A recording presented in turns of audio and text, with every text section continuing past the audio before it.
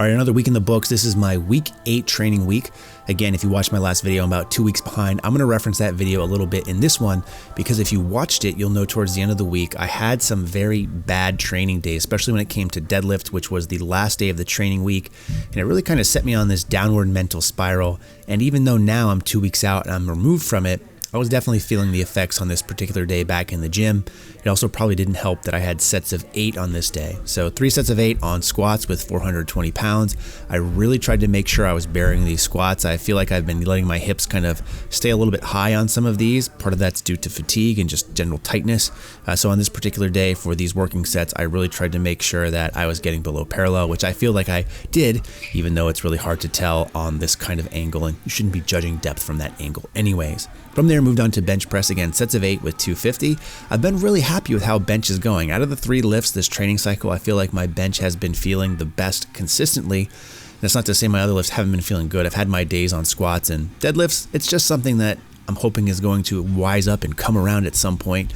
I still have a couple more weeks out from competition, but it is what it is. But bench overall has been feeling very good, which is surprising to say because I've had my struggles with bench over the past couple of years. Also, from the next day, started doing some RDLs, and if you follow me on Instagram, I posted a variation that I've been doing with this with a band. You will see that eventually, but again, I'm about 2 weeks ahead of schedule or behind schedule on these video uploads, so I need to catch up with that. But basically putting a band on a rack to help pull my hips back, which better helps me engage my hamstrings, has been helping a lot, and I'll probably continue to do that going forward. I've been supersetting those RDLs in with my bench work for this day, which is just some tempo work, so a 2-1-0 tempo. And I've been doing this just because my other training days tend to take a lot of time. For the most part, around an hour and a half.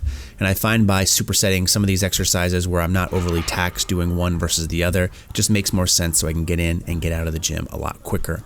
My day 3 work, squat work, called for a double at, I think RPE 7 or 7.5, worked up to 505, and these felt pretty good. So this is where my mental mindset started to kind of come around and come back and said, all right, I got this. I just had a couple of bad trainings days. It happens to the best of us.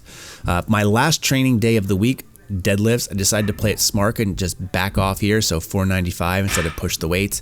I feel like these moved okay. And again, it's going to take some time to come back around, but I feel like that fatigue is dissipating.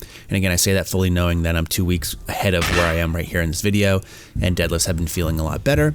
Finished the week out pretty strong, I believe, with 285 for a couple of doubles, I think. I'll pause here just to kind of see what they were. But again, bench has been feeling good, and these have moved really good.